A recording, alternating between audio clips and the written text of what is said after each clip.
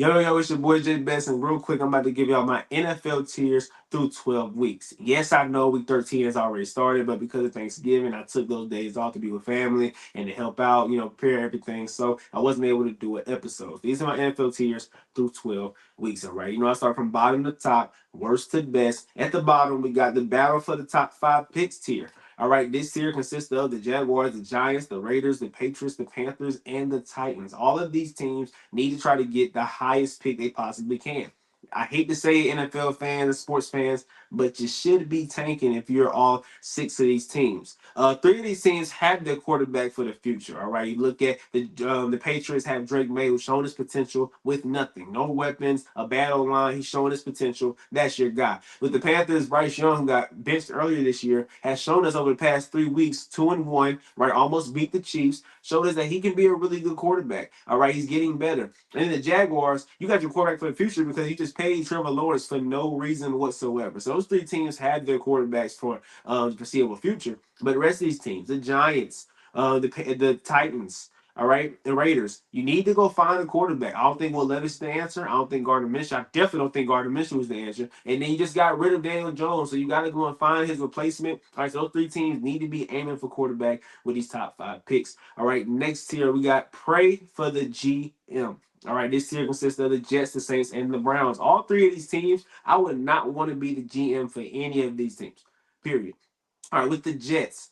All right, you traded. Well, the GM for the Jets is gone, right? He just got fired. So whoever the new GM is, I wouldn't want to be you because you got to deal with the fact that Aaron Rodgers, they traded for Aaron Rodgers. It did not work out. All right, he's saying that he want to come back next year, but then you move on and try to get a new quarterback. What do you do? And not only that, but you traded for Hassan Reddick. It did not work out. All right. Basically, this organization is a mess. What are you going to do moving forward? There's a lot of question marks. And you don't have a head coach as well. All right, next we got the Saints. All right, the Saints. Is Derek Carr going to be a quarterback next year? Is Spencer Rattler going to be a quarterback next year? Are you going to draft one? Those are questions that you got to ask yourself. And they are in one of the worst cap situations in the whole entire league. All right, you lost Marshawn Lattimore, but how will you bounce back defensively? How will you get players on this team that can help you win? Because as constructed, they're not good enough. And you look at Dennis Allen, who just got fired. You got to find a head coach as well. So there's a lot of question marks for this team. And then the Browns. You traded a ransom for Deshaun Watson and got nothing in return, literally. You paid for a Ferrari and now you got a Volkswagen in your driveway sitting on bricks. All right, that's what you got with Deshaun Watson. So what are you going to do? Are you going to go and get a new quarterback? Are you going to give Deshaun Watson another chance? Are you going to go with Jameis Winston? This is one of the toughest situations to be in. So I would not want to be this GM. Pray for those three GMs. All right, next tier, the J Best Special. All right, I came out and I told y'all about all three of these teams. Actually, four of these teams. I had to add the Dolphins. I forgot to add them, so that's my fault. But the Bengals, the Cowboys, the Commanders, and the Dolphins, I told y'all at some point this year. Right, with the Cowboys and the Dolphins going into this year, I said role reversal. These teams are going to be below 500, losing to other teams versus last year just beating up on a bunch of below 500 teams. So that was a role reversal, people. You got the Bengals. After they lost to the Commanders, I said this season is over. All right, I got the tape. Y'all can go look at it. For those y'all that follow me on TikTok, y'all saw the video I posted. I said the season was over, and as of right now, they're 4-7. All right, and then you got the Commanders, who I said the Timber tier on my last NFL tiers. I said eventually this team is going to fall. They've lost 3 or 4 straight. This team is not as good as they thought they were, and it's okay. This is a young team. Jaden Daniels, a rookie quarterback, is okay, but y'all are not going to be as good as y'all thought y'all was going to be this fast. All right, and then like I said, Cowboys and Dolphins role reversal. All right, next tier. Just one of those years.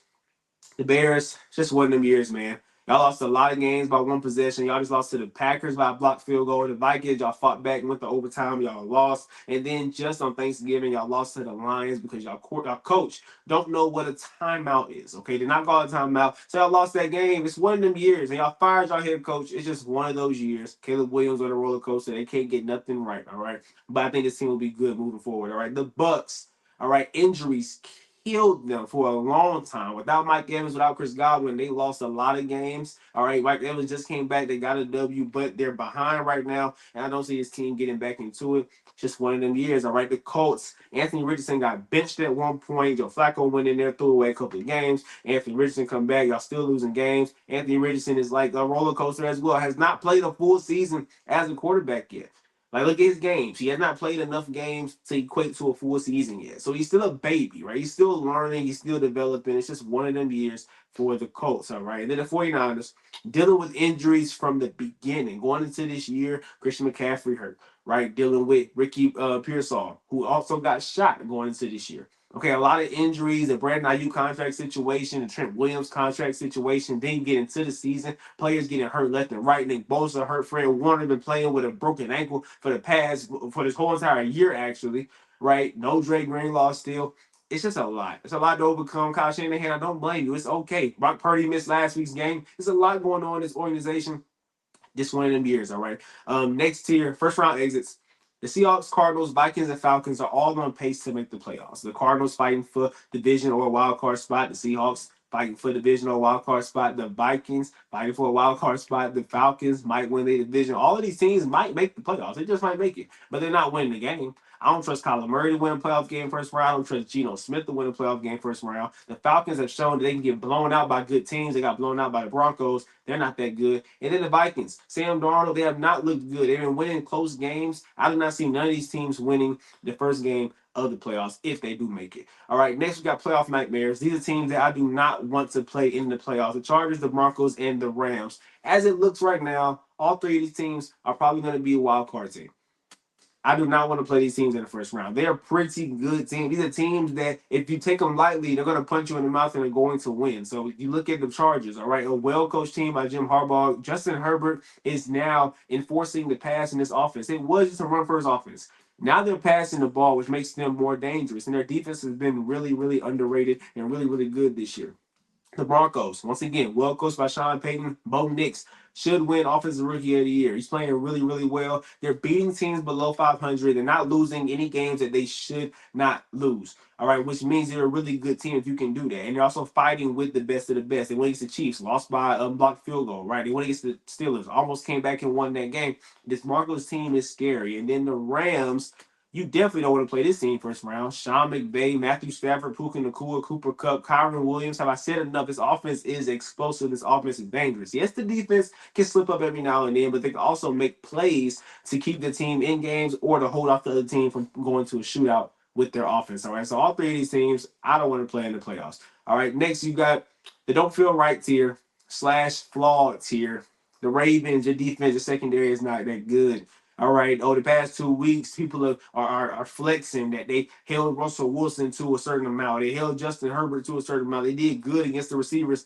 Those are not pass-heavy teams. Those are not teams with a quarterback that can change a game with his arm. Russell Wilson, because that's not his role. Justin Herbert, because he can, but he does not have the weapons to do so. These are two teams that don't really throw the ball that well to begin with. Cool. You're going to have a good game, but you're going to get Jalen Hurts this week.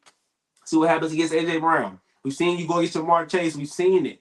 And then offensively, we talk about how the Ravens, when they lose games, they should have ran the ball more, right? But when they win games, it's all about Lamar Jackson. I'm not understanding. We're just going to keep babying Lamar Jackson. But when they lose games, it's because they didn't run the ball. Why are we taking the ball to Lamar's hands? I don't understand it, right? But, hey, it's not for me to understand, I guess, because I'm just a Lamar hater according to everybody else, all right? The Texans, look, he lost to the Titans. I understand it's a divisional matchup. I got it. But you lost to the Titans. Okay. You also have not been able to put up a really, really good win this year against the Cowboys. You beat them, but you didn't beat them like we all expected you to. And that game really didn't get out of hand to the fourth quarter. Right? The Texans team got to show me that they can really, really enforce themselves on teams. And then offensively, C.J. Stroud has not looked the same. C.J. Stroud is having a year 2 wall that he just ran smack dead into, and he's not the same as he was last year. All right, so maybe we put too much weight on his shoulders. Maybe we put too many expectations on this team's plate, but they have not performed like we thought they would perform as of this far. All right, next we got the championship contenders. Steelers, Bills, Packers. All three of these teams have the ability to get to the championship, no matter what nobody says. All right, the Steelers. With Russell Wilson, he's lost one game, and all of a sudden he sucks. I don't get it. He's lost one game, and now he sucks. Now he can't get the job done. I don't understand. But Russell Wilson with a good run game, with a good defense. We've seen it in Seattle. We've seen it again in Pittsburgh. This team is dangerous. This team has championship aspirations. The Bills. Okay, with Josh Allen, anything is possible.